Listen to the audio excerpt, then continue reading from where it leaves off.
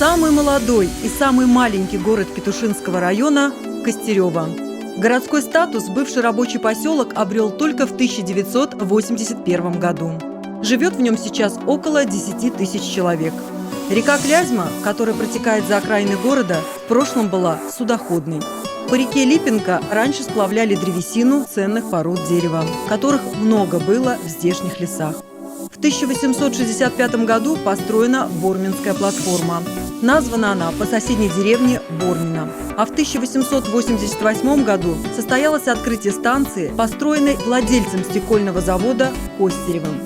Он построил на существовавшем железнодорожном пути не только само здание железнодорожной станции, но и почту, жилой двухэтажный дом, ныне основная школа, дом для управляющего имением.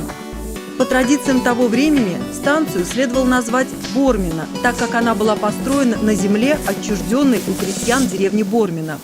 Но Царское министерство путей сообщения решило назвать ее по имени заводчика Костерева в знак уважения к его заслугам. Это название перешло и к поселку, и к городу при станции. Современное Костерево состоит из 59 улиц, общей протяженностью 48 километров. Построены жилые микрорайоны,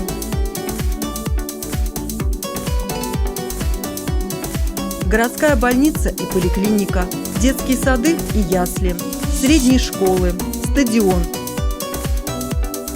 культурно-досуговый центр. Город активно растет и развивается.